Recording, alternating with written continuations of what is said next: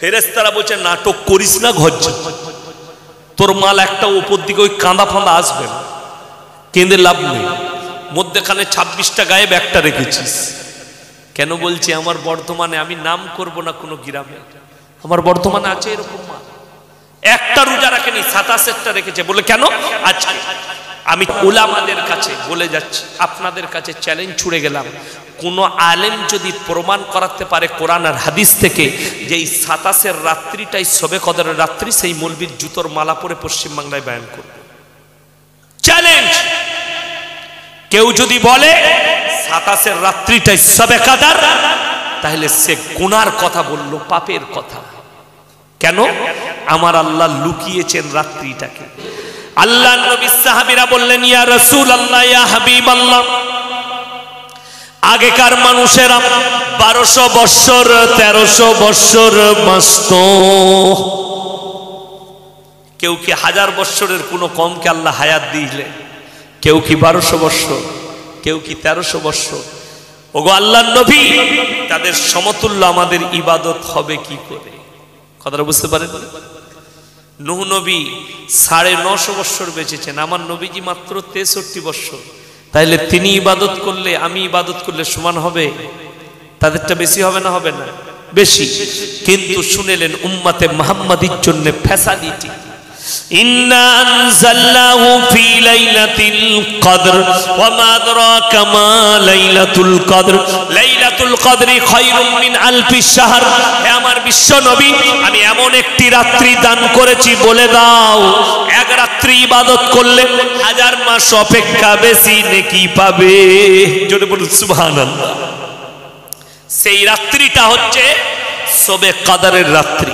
এই রাত্রিতে কেউ যদি এক রাত্রি ইবাদত করে 1000 মাস অপেক্ষা বেশি নেকি পাবে।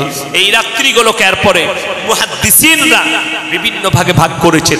কেউ বলেছেন পুরো বৎসরের মধ্যে আল্লাহ লুকিয়েছেন, কেউ বেশিরভাগ মতামত দিয়েছেন আল্লাহ রমজান মাসের মধ্যে লুকিয়েছেন, এবং কিছু উলামা, কিছু মুহাদ্দিসিনরা মত দিয়েছেন আল্লাহ তাআলা রমজান মাসের বিজোর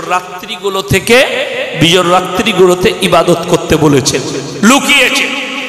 কেউ কেউ বলেছেন তোমরা 21 থেকে 29 পর্যন্ত ইবাদত করো। কারা পাবে? যারা রমজান মাসের 30 দিন তাহাজ্জুদের নামাজ পড়বেন। জোরে বলুন সুবহানাল্লাহ। প্রত্যেকটা যুবককে, ভাইকে বলে যাব, তোমরা একদিন নয়, 27 নয়, রমজানের প্রথম রমজান থেকে 30-এ 29-এ রমজান পর্যন্ত তোমরা তাহাজ্জুদ পড়ো। যে রাত্রিটা থাকবে তোমার তকদিরে সেটা ঢুকে যাবে। বুঝতে পেরেছেন না পারেননি? জোরে বলুন সুবহানাল্লাহ। আমাদেরকে যদি বলা হয় মাদ্রাসায় একদিন পড়ালে 1 মাসের বেতন পাবে, আর 30 দিন পড়াতে হবে, একদিন পড়ালে কদিনের বেতন দিবে? আমাকে কথা বলেন, কদিনের দিবে?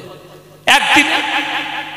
30 দিন পড়ালে 30 দিনের বেতনও পাবো, তার মধ্যেখানে 30 দিনের খানাও পাবো, পুরস্কারও পাবো, সবই পাবো। আমার ভাই, রমজান মাসে 30টা দিন আপনার তাহাজ্জুদ পড়তে কষ্ট নাই, সহজ। পুরুষদের জন্য বেশি সহজ মাইনের থেকেও। আমাদের দেশে দেখবেন কটায় উঠে? 1:30টায় হেঁকে দেয়, হাঁকে না মুয়াজ্জিন? আপনারা উঠে পড়ুন, সাহরির টাইম হয়ে গেছে, খানা খেয়ে নিন, সাহরি খেয়ে নিন, এলান করে। বিবি যখন রান্না করতে উঠলো, পুরুষ দিকে উঠিয়ে দিল, আপনারা উঠে পড়ুন, উঠুন, এলান হয়ে গেছে, তাহাজ্জুদটা পড়ুন। আপনি তাহাজ্জুদের নামাজ পড়ে নিলেন, খানা রেডি, বিবি পড়ে নিল, রেডি হওয়ার পরে দুজন মিলে একসাথে বসে, পরিবার একসাথে বসে সাহরি খেয়ে নিলেন। আপনার প্রত্যেক দিনে তাহাজ্জুদের নামাজ হলো। আর আপনার যদি ওই সময় যে কোনো দিন যদি শবে কদর থাকে, আপনার তকদিরে ঢুকে গেল। আর যারা মনে করছো 27 রাত্রিতে চালাবো, কোরআন শোনো, ফাইন কানা লাকুম কাইদুন ফাকিদুন, তোমরা যদি চালবাজি মাক্কারি করো, ওয়া মাকারু ওয়া মাকারাল্লাহ ওয়াল্লাহু খায়রুল মাকিরিন, তোমরা যদি আমার সঙ্গে মাক্কারি কিংবা চালবাজি করো, আমি আল্লাহ তোমাদের থেকে বেশি চালাক, আমি আল্লাহ সৃষ্টিকর্তা। তোমরা 27 ভিড় করবে, 25 মাল পেরিয়ে যাবে। পাবে কে? যে প্রত্যেক দিন তাহাজ্জুদ পড়েছে সে পাবে শবে কদর, তার জন্য শবে কদর। যারা 365 দিন 5 ওয়াক্তের নামাজ পড়েছেন তাদের জন্য শবে বারাত। একদিনও নেই, শুধুমাত্র শবে বারাতের রাত্রিতে বলে আজকে ফাটিয়ে দেবো, কলকাতায় চলুন। আর ওরে বাবা রে, মাঝে মাঝে চায়ের দোকানে সে চা দে, সিগারেট কি বলে দিয়ে কবরস্থানে গিয়ে হয়ে গেল, চ ঘুরে আসি আর একবার চ।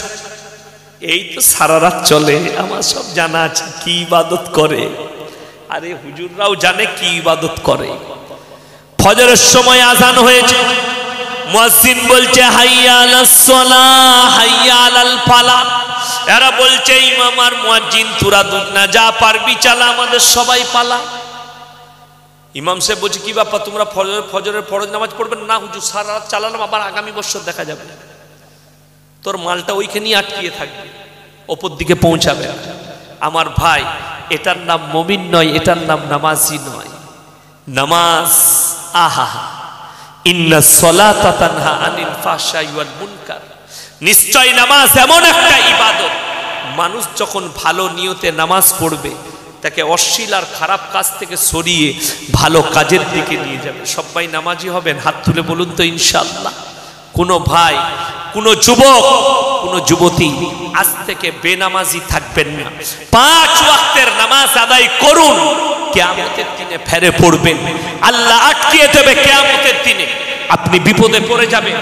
আমার ভাই, আল্লাহ রাব্বুল আলামিন এত বড় কুদরতওয়ালা, আপনাকে বলে দিই বেঈমান কাফের আপনাদেরকে ঘেরাটোপে ঘিরে ফেলেছে যাতে মুসলমানদের ঈমান নষ্ট হয়ে যায়।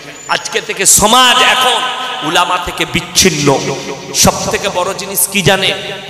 কিসকা कहूं कैसे कहूं, जिसका कहूं जैसे कहूं, जिसके मुआफिक होता है वो राजी हो जाता है, जिसके खिलाफ होता है वो नाराज हो जाता है। আমি যখন মধ্যপ্রদেশে যাচ্ছি, আমাকে 2 দিন আগে ফোন করেছে কোনো একজন ব্যক্তি, হুজুর এইখানে ইন্দোরে মেয়েদিকে একটু কম বলবেন, মেয়েরা বাজারে ঘুরে তো, রাস্তায় ঘুরে তো, একটু কম বলবেন। আলহামদুলিল্লাহ। আমি বললাম বাবা, যদি বলেন আমাদের এখানে সুদখোর বেশি আছে, সুদ নিয়ে বলবেন না, তারা রাগ করবে। যদি বলে মাতাল বেশি আছে হুজুর, মাতাল নিয়ে বলবেন না। তার থেকে ভালো তো আন্ডার প্যান্ট পরে ডান্স করা অনেক ভালো, ফাংশন করে। উলামাদের জবানকে আটকিয়ে দেওয়া হবে, তোমরা হক কথা বলতে পারবে না। আমাদের বাপদাদর যুগকে জিজ্ঞেস করুন, যাদের 70 বছর বয়স হয়ে গেছে, তাদের জীবনে মিথ্যা কথা ছিল না, তারা মিথ্যা কথা বলতে ভয় পেত, পাপ হবে বলে। আর এখন লোক সত্য কথা বলতে ভয় খায়, কোন মানুষ এসে আমার কলারটা ধরবে বলে। আমাদের মতো মৌলবীর জবানকে রুখে দেওয়া হচ্ছে। যদি উলামাদিকে হক কথা বলতে দেওয়া হতো, হকের উপরে চলতে দেওয়া হতো, বাংলাদেশের আলেমরা জেলের কুঠিতে থাকতো না, তারা জেলের বাইরে থাকতো।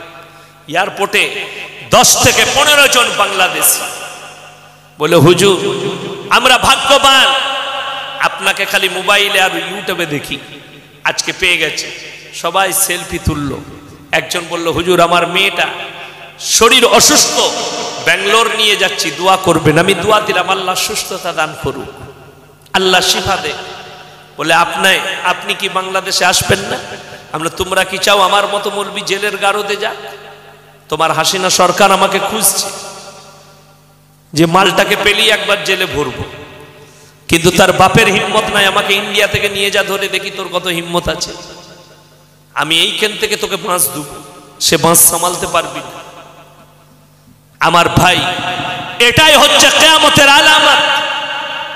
যে উলামারা যখন সত্য কথা মানুষের সামনে স্থাপন করবে তাদের গর্দনকে ধরা হবে, তাদের জবানকে পয়সা দিয়ে হোক, তাদের জবানকে চেয়ার দিয়ে হোক, সম্মান দিয়ে হোক, যে কোনো প্রকারে তাদের জবানকে বন্ধ করে দেওয়া হবে। আজকে হাজার হাজার উলামা আমাদের দেশে পয়সার জন্য বিক্রি হয়ে যাচ্ছে। আমি কারোর নাম লুব না, মন্ত্রী সভায় বসে আছে, হক কথা বলতে পারে না। আমি চ্যালেঞ্জ ছুড়লাম, আল্লাহ এই সমস্ত মৌলবীদিকে কিয়ামতের দিনে হাজির করবে। তোমরা ইসলামের জন্য কথা বলতে পারোনি কেন? চেয়ারের লোভে, কুরসির লোভে তোমরা মানুষের সামনে হক কথা বলতে পারোনি। আজকে তোমরা রিহাই পাবে না। ওই জন্য কত আমার মতো 100টা মৌলবী ধরা পড়বে, 100টা আলেম ধরা পড়বে কিয়ামতের দিনে। আল্লাহ তাদেরকে বিনা হিসাবে জাহান্নামে নিক্ষেপ করবে। হাদিসে আছে, আমার নবীজি বলেছেন, এক শ্রেণীর মৌলবী সব থেকে প্রথমে জাহান্নামে যাবে, এক শ্রেণীর আলেম, এক শ্রেণীর হাফেজগারি, এরা জাহান্নামে যাবে। কখন শুনেলেন? এক শ্রেণীর কারি জাহান্নামে যাবে, তারা নিজেদের সুর মধুজ্জ আওয়াজে কেরাত করার কারণে তারা অহংকার করে যে আমার মতো কোরআন পড়নেওয়ালা কেউ নেই। এই কারীরা জাহান্নামের উত্তর অধিকারী হবে। এক শ্রেণীর বক্তা জাহান্নামে যাবে, আমার মতো বক্তা কেউ নেই, আমি দারুণ বক্তব্য দিই, অথচ তারা আমল করেন, তারা জাহান্নামে প্রবেশ করবে। এক শ্রেণীর মৌলবী জাহান্নামে যাবে যারা নিজেদের পেটের জন্য, পেটকে ভরাবার জন্য নিজেদের দিনকে বিক্রি করবে, আল্লাহর কালামকে বিক্রি করে দেবে, কোরআনের আয়াতকে লুকিয়ে দেবে। কোরআন তাদের জন্য খুব বড় সাবধান বাণী দিয়েছে, সেই মৌলবীদের জন্য, সেই উলামাদের জন্য আমার আল্লাহ সাবধান বাণী দিয়েছে।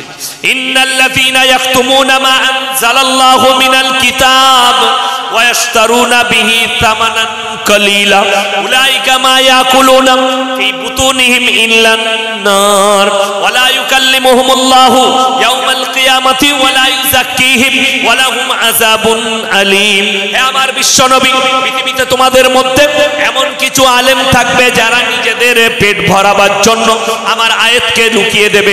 হে আমার বিশ্বনবী, তারা নিজেদের পেটেতে আগুন ছাড়া আর কিছু ভরে না। 1 কোটি টাকা দিলেও কোনো মৌলবীর কাছে সুদটা যেন হালাল না হয়ে যায়। আমার মাদ্রাসায় তুমি যদি 1 কোটি টাকা দিতে চাও আর আমার মতো মৌলবীকে যদি বলো হুজুর সুদটা জায়েজ হবে না, এই সুদটা জায়েজ হবে না, তোমাকে জুতো করে পিটাবো। তোমার টাকার দরকার নেই, আল্লাহ দিন, আল্লাহ চালান। তুমি আমাকে দিয়ে হারামকে হালাল করিয়ে নিতে চাও, আমাকে দিয়ে তুমি অন্যায়টাকে ন্যায় করিয়ে নিতে চাও। একজন ফোন করে বলছে হুজুর আমাবস্যার রাতে বিয়ে দিতে নেই, একটু বলবেন প্রশ্নটা, হাদিসটা। আমি বলি এটা তো হাদিসই নয়। কথাটা বুঝতে পারেন? আমাদের সমাজের অনেক মেয়েরা, অনেক পুরুষ মনে করে এগুলো হাদিস। আমাবস্যার রাত্রিতে, আমি বললাম হ্যাঁ আমাবস্যার রাত্রিতে বিয়ে দিস না, কালো ছেলে হবে। যদি আমার কোনো কথা মিস্টেক যায়, আপনি অর্ধেক শুনলেন অর্ধেক বাদ গেল, আমাকে গালি দেবে। একটা জলসায় একজন মোল্লা, একজন হুজুর বয়ান করছেন তায়াম্মুমের মাসলা, যে শীতকালের দিনে ঠান্ডা লাগলে তোমরা যদি মনে হয় অসুবিধা হচ্ছে তায়াম্মুম করবে। কিসে? বলেছে নতুন মাটির হাঁড়িতে। সে কিন্তু চায়ের দোকানে গল্প করছিল, সে নতুনটা বাদ গেছে, মাটির হাঁড়িটা শুনেছে। বাড়িতে গেছে জলসা শুনে রাত্রে, ফজরের সময় প্রচুর শীত ঠান্ডা। বিবি বলেছে কই গো নামাজ পড়তে যাবে না? যাব। উজু করতে পারবো না এত ঠান্ডা পানিতে। তো হুজুর আজকে বয়ান করেছে মাটির হাঁড়িতে তায়াম্মুম করতে। মাটির হাঁড়িটা কোথায় আছে বলতো? বলো রান্নাঘরে উবুর করে রাখা আছে। বিবি রাতের বেলায় মাটির হাঁড়িতে রেঁধেছে, ও মাল উবুর করে রেখেছে ধইনি। ও অন্ধকারে কালিতে মেরেছে হাত, চালিয়েছে, মসজিদ গেছে নামাজ পড়তে। যেমনি ফজরের সময় নামাজ শেষে যখনই সালাম ফিরে যায় আসসালামু আলাইকুম ওয়া রাহমাতুল্লাহ, পাশে যে ছিল সে ভয় খেয়ে গেছে। ওরে বাবা রে! বলে ভয় খেলি কেন, চিল্লালি কেন? বলে তোর মুখটা দেখেছিস? বলে মুখ দেখেছিস মানে? আমি তো আজকে হুজুরের জলসা শুনে তায়াম্মুম করেছি। বলে আয়নায় গিয়ে দেখ। আয়নায় মুখ দেখছে, মুখটা কালো হয়ে গেছে, দিয়ে বলছে সালার হুজুর বয়ান করে গেল বেদমৌলবি যে মাটির হাঁড়িতে তায়াম্মুম করবে, ও কিন্তু নতুনটা শুনেনি, দিয়ে হুজুরকে গা। চায়ের দোকানে শুনলে, রাস্তায় বসে জলসা শুনলে ভাষার মিস্টেক যাবে, সকালবেলায় বাড়িতে গিয়ে হুজুরকে গালি দেবেন। আপনারা সারাদিন খেয়েছেন, ঘুমিয়েছেন। আমি অনেক লং সফর করে আসছি, লম্বা সফর। কালকে মধ্যপ্রদেশ ইন্দোরে জলসা ছিল, প্রোগ্রাম করেছি। রাত 3টায় পরশু জলসা শেষ করেছিলাম তারকেশ্বর। 5টায় এয়ারপোর্ট, 9টায় ফ্লাইটে বসেছি, 10টায় প্লেন ছেড়েছে। মুম্বাইয়ে নেমেছি 12টা 10-এ, 12টা 50-এ। 3টে 20-তে প্লেন ছেড়েছে মুম্বাই, 4:30টায় 4:45টায় ইন্দোর। 1.5 ঘন্টা আরাম করে আবার স্টেজ ছেড়েছি রাত্রে 11টায়। 2 ঘন্টা আরাম করেছি, আবার এয়ারপোর্ট। হায়দ্রাবাদ বেলা 10টায়, 11টা 10-এ চেপেছি, 1টায় 1:30টায় নামলাম দমদম এয়ারপোর্টে। আপনাদের এখানে পৌঁছেছি গাড়ি নিয়ে। শরীর টাইট আছে, তারপরেও আপনাদের ভালোবাসা মহব্বত, মাইক পেয়ে গেছি। আমাকে এখনই বালিশ দিলে এখনই ঘুমিয়ে যাব, কিন্তু মাইক পেয়েছি, দুটো কথা আলোচনা করে নেব। তাই বাইরে কেউ থাকবেন না। বাইরে থেকে যদি বয়ান শোনার ইচ্ছা হয়, নো কমেন্ট। পরে কমেন্ট করবেন না কোনো আমার ভাষা, যে হুজুর এটা বলেছে, যে করবে সে গুনাহগার। তা না হলে এখানে বসে পরিপূর্ণ বয়ান শুনবেন, দিয়ে কমেন্ট করবেন। হুজুর এটা ভুল বলেছে, এটা বলে গেল, এটা হতো না, এটা হতো, তখন আপনার জায়েজ হবে। চায়ের দোকানে বসে আর ঘরে বসে গল্প করে বয়ান শোনা যায় না, আর সেই বয়ানে কমেন্ট করা যায় না। তুমি যেটা শুনেছো সেটাই তোমার জন্য সিওর, সেটাই ঠিক। ভুল শুনলে ভুলটাই তোমার জন্য ঠিক, আর হুজুর যেটা বলেছে তোমার কানে যেটা পৌঁছেছে ওটাই ঠিক, তুমি ভুল ধরতে পাবে না। ওই জন্যে সবাই নিয়ত করি, একটা একটা করে বলবো, কোরআন হাদিস থেকে সকলে আমল করব, বলুন ইনশাআল্লাহ। মানুষ দুর্বল, অসহায়, নিসিয়ান থেকে ইনসান এসছে। মানুষ মানে হচ্ছে ভুলে যাওয়া, ভুল করবে সে মানুষ। ভুল হবে না কাদের? ফেরেশতাদের। ফেরেশতা, আল্লাহর ফেরেশতাদের একটাই কাজ। কটা কাজ বললাম? কথা বলবেন আমার সাথে, কটা? একটা কাজ। কি? শুধু অনলি ফর আল্লাহর হুকুম পালন করা। তাদের বিবি বাল বাচ্চা নাই, হুকুম পালন করা। মানুষের কাজ আপনার সংসার, বিবি বাল বাচ্চা, খেতি বাড়ি, জমি জায়গায় ইনকাম, তারপরেও আল্লাহকে মনে রাখা। ওই জন্য আল্লাহ কোরআনে বলেছেন, হে আমার নবী, পৃথিবীতে আমার যতগুলো সৃষ্টি আছে সব থেকে উত্তম রূপে আমি সৃষ্টি করেছি, আর সব থেকে সুন্দর সৃষ্টি হচ্ছে মানুষ। জোরে বলুন সুবহানাল্লাহ। ফেরেশতাদের থেকে উত্তম বলেছে কার জন্য? ইনসানের জন্য, মুমিন বান্দাদের জন্য। আল্লাহ বলেছেন এরা আমার সব থেকে বেশি উত্তম। মানুষ, আপনি সমাজে এতগুলো মানুষ বসেছেন, আপনি যদি উত্তর 24 পরগনা, দক্ষিণ 24 পরগনা, কলকাতায় খুঁজেন, আলহামদুলিল্লাহ অনেক মুসলমান আছে। আছে না নাই? অনেক। সরকার বলছে, সরকারের হিসেব আমি দেখছিলাম মোবাইলে, 27% মুসলিম আছে পশ্চিম বাংলায়। তার মধ্যে সব থেকে কোন জেলায় বেশি আছে জানেন? মুর্শিদাবাদ আর মালদা। মুর্শিদাবাদে 80% মুসলিম আছে মুর্শিদাবাদ জেলায়। মালদাতে 75% মুসলিম আছে, 27% মুসলিম। সরকারি হিসেবে মুসলিমের অভাব নেই, আমাদের সমাজে অভাব হয়েছে মুমিনের। কথা বুঝতে পারেননি? মুমিনের অভাব।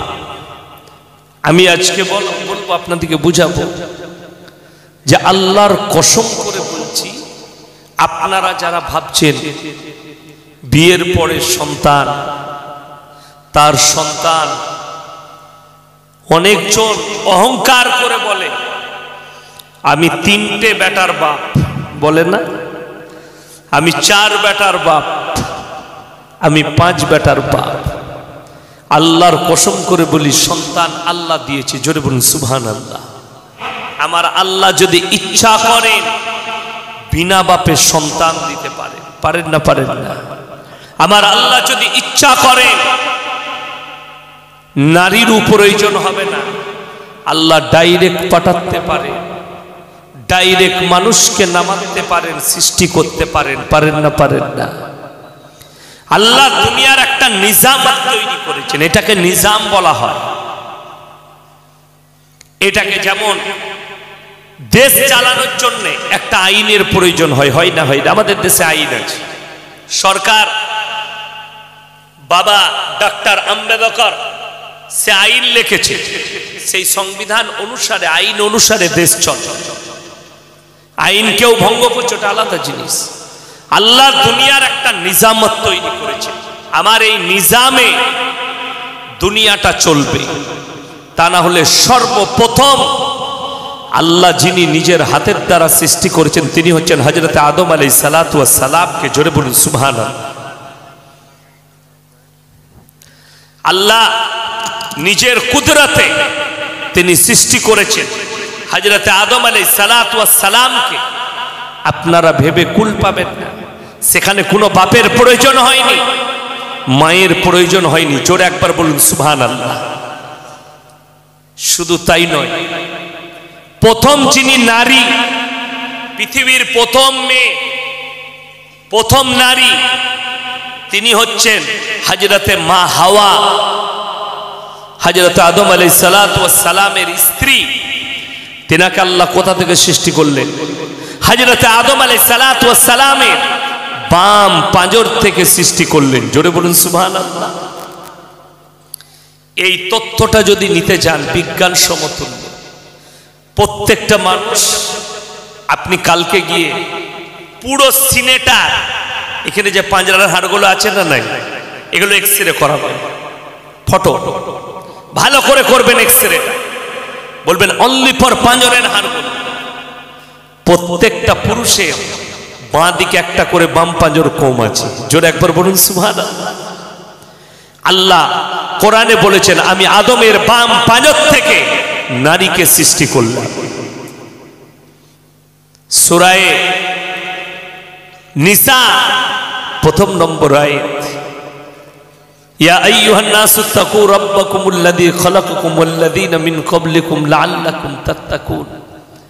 সূরা বাকারার আয়াত, সূরা নিসায় আছে প্রথম নম্বরই, হে আমার নবী আমি একটা পুরুষের কাছ থেকে, একজন পুরুষ আর নারীর কাছ থেকে পৃথিবীতে অগুন্তি নারী পুরুষ, ওয়ালাকাদ কাররামনা বানি আদম, পৃথিবীর যতগুলো মানুষ আছে, শুধু মুসলমান নয়, মুসলমান, হিন্দু, জৈন, খ্রিস্টান, ইহুদি, নাসারা, দলিত, আদিবাসী, পৃথিবীর যতগুলো মানুষ সবাই আমার আদমের সন্তান। যেহেতু তিনি পৃথিবীর প্রথম মানব, প্রথম মানুষ, প্রথম নবী আল্লাহ পাঠিয়েছিলেন, ওনার দ্বারা দুনিয়া শুরুয়াত।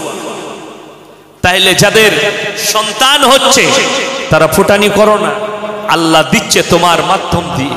স্বামী স্ত্রী শুনেন, কোরআন খুলেন, হালাতা আলাল ইনসানি হিনুম মিনাদ দাহরি লাম ইয়াকুন শাইয়াম মাযকুরা। হে আমার নবী পৃথিবীর মানুষকে বলো তোমরা অহংকার করো না, জ্ঞানের, শিক্ষা, নিজের শক্তির, পয়সার, মালের, কারোবারের সম্মানে তোমরা অহংকার করো না। কেন? তোমাকে দুনিয়াতে পাঠাবার পূর্বে তোমার সমাজে, তোমার গ্রামে, তোমার পাড়ায় তোমার কোনো কালচার ছিল না। ইন্না খালাকনাল ইনসানা মিন নুতফাতিন আমশাজ নাবতালিহি ফাজআলনাহু সামিয়াম বাসীরা। একজন নারী এবং পুরুষ দুজনকে একত্রিত করে এক ফোঁটা পানি দ্বারা নিসাজ তোমরা তোমাদের স্ত্রী জরায়ুতে নিক্ষেপ করো, বাকি সমস্ত কাজ আমার আল্লাহ। সেখান থেকে রক্তপিণ্ডলি, রক্তপিণ্ডলি থেকে মাংসপিণ্ডলি, মাংসপিণ্ডলি থেকে আকৃতি, আকৃতির পরে আমি আমার মতো করে তাদেরকে আকৃতি দান করি, তার মধ্যে লাস্টে রূহটাকে ফুঁকে দিই, তার মধ্যে রূহটাকে ফোঁকা হয় আমার ভাই। তারপরে তারা জীবন পায়। যারা আমার বাবাজি আছেন 70 বছর বয়স হয়ে গেছে, আপনারা বলবেন প্রত্যেকটা গ্রামে তখন নিয়ম ছিল, আমি ছোটবেলায় দেখেছি যে গ্রামের প্লেট ছিল একটা, সেই আপনার চামচিনি প্লেট হতো না সেই প্লেটে গ্রামে পড়োশিতে খাওয়া দাওয়া হতো না, প্লেট ছিল। এখন কিন্তু কাগজের প্লেট, ঠিক কিনা? টেবিল চেয়ার ছিল না।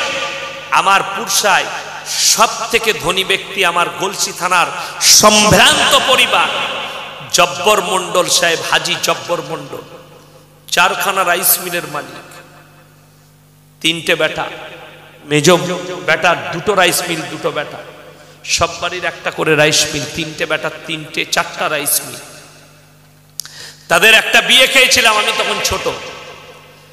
খড় বিছিয়ে খড়ের ওপরে তিরপল দিয়ে ওই প্লেট দিয়ে ভাত, কত সুন্দর খানা, সুন্নতি তরিকায় বসে। আর এখন চলে এলো ইংরেজদের আমল, টেবিল চেয়ারে খাও, ডাইনিং টেবিলে বসে খাচ্ছে। আমি বলে যাচ্ছি, যারা ডাইনিং টেবিলে বসে খাবে কখনো সুন্নত আদায় করতে পারবে না, সে কতটা খাচ্ছে সে বুঝতেই পারবে না। ওই জন্য তো নবীজির সুন্নত হয় 2 পা তুলে খাও, তা না হলে 1 পা বিছিয়ে 1 পা তুলে, তা না হলে তোমার যদি শরীরের কষ্ট থাকে তুমি বাবু মিলে খাও, যতটুকু প্রয়োজন ততটুকু তোমার পেটে যাবে। কিন্তু টেবিলে যদি বসেন মাল চলেই যাবে, ভেতর ভর্তি হবে না। কেন? ওটা হচ্ছে ইহুদি নাসারাদের কালচার, বেঈমান কাফেরের কালচার, তুমি নিজের কালচারে পরিণত করছো। আজকে কষ্ট লাগে, আমাদের মতো মৌলবীকে দাওয়াত দিয়ে অনেকজন ডাইনিং টেবিলে খানা খাওয়াতে চায়। আমি বলে যাচ্ছি, আল্লাহ তোমাকে কোটিপতি করুক, তুমি মার্বেল দিয়া বাড়ি বানাও, এসি দিয়া বাড়ি বানাও, কিন্তু ইংরেজদের মতো ডাইনিং টেবিল ইউজ করো না। আরবের বড় বড় কোটিপতি, তাদের বাড়িতে তারা ডাইনিং টেবিলের থেকে বেশি ইউজ করে নিচেই বসে খানা খেতে। 10 জন বসে খায়, 20 জন বসে খায়, মধ্যেখানে দাস্তারখান, চারিদিকে বসে গেল, মধ্যেখানে বিরিয়ানি, চারিদিকে বসে গেল, দেখানা খায়। আমাদের দেশে কি হলো? মুসলিম ইহুদি আর নাসারাদের কালচারকে নিচ্ছে, ভাবতে পারবেন না। কলকাতায় দামি দামি মুসলমান বড় লোক, তারা গরিবকে 1 টাকা দান করে না, অথচ কুকুরের পেছনে 10,000 দিনে খরচ করে, দেখতে পাবেন। আমি তো অবাক হয়, কলকাতায় দেখবেন অনেক গাড়ি চলছে দামি দামি, BMW গাড়ি, মালিক চালাচ্ছে, পেছনে কুকুর বসে আছে, মানে ও কুকুর মালিক। কথাটা বুঝতে পারেননি? কুকুর বসে আছে পেছনে আর ও গাড়ি চালাচ্ছে, মানে ও কুকুর আর ও মালিক। আল্লাহ বলে, দেখ কুকুরকে মালিক করেছি, তোকে কুকুর করেছি, কুকুরকে খাওয়া। সেদিনে দেখলাম মোবাইলে যে প্লেনেতে খাবারে, আমাদের দেশের একজন MLA-র খাবারে চুল বেরিয়েছে। তিনি হচ্ছেন মিমি চক্রবর্তী। তিনি ঝামেলা করেছেন, অভিযোগ করেছেন। পরক্ষণে আমাদের দেশের কোনো একটা ছেলে, রাজ্যের ছেলে টিপ্পনি করেছে, মানে উনার একটা ফটো দিয়ে সোশ্যাল মিডিয়ায় ছেড়েছে যে মেয়েটা, যে MLA কুকুরের পাছাতে চুমু খাচ্ছে, গালে চুমু খাচ্ছে, গায়ে চুমু খাচ্ছে, কুকুরের চুলটা তার কাছে বেশি দামি হয়ে গেল মানুষের চুলের থেকে। কথাটা বুঝতে পারেননি? আমার যে ছেলেটা করেছে, কি করেছে জানি না, সে কেস করতে পারে, তার সঙ্গে বুঝে নিবে, কিন্তু দামি কথা বলেছে। যারা কুকুরকে চুমু খায় অথচ তার কাছে মানুষের চুলটা ঘৃণা, তাইলে তার থেকে ঘৃণিত আর কেউ নেই। কত দেখিয়ে দেব, লন্ডন, ব্রিটেন, জাপান, জার্মানি, আমেরিকায় বহু মেয়ে কুকুরের সঙ্গে জিনা করে, কুকুরের সঙ্গে জিনা করে, তার কুকুরের সঙ্গে রাত কাটায়, নিজের স্বামীর সাথে শোয়। হে আমার মুমিন ভাইরা, যারা বিবিকে জড়িয়ে ধরে শুতে পান তারা আল্লাহর শুকর আদায় করবে। কলকাতা টাউনে কত বড় লোক বউয়ের পাশে শোয় না, রাতের বেলায় মদ খেয়ে একদিকে পড়ে আছে, আর বউ কুকুরের সঙ্গে জিনা করে, কুকুরকে নিয়ে পড়ে আছে। আমার এই বায়ানটা যখন শুনবে না, কালকেই গালি শুনতে পাবেন ইউটিউব আর ফেসবুকে। লেখেলেন যে মাল কটা গালি দিবে ওগুলো সব কুকুরের সঙ্গে জিনাকারী। যারা গাল দেয় বেপর্দার কথা বললে, যারা চুল কাটার কথা বললে, যারা ফেস পাউডারের কথা বললে, যারা ভুরু পিলাপের কথা বললে, যে যুবকরা ফেসবুক আর ইউটিউবে গালি দেয় তাদের মা বোনরা ওই আখলাকের, ওই জন্য আমাকে গালি দেয়। এটা কালকে ইউটিউবাররা ছাড়বে ইনশাআল্লাহ। সেই হারামখোররা যেন শুনে যারা গালি দিচ্ছ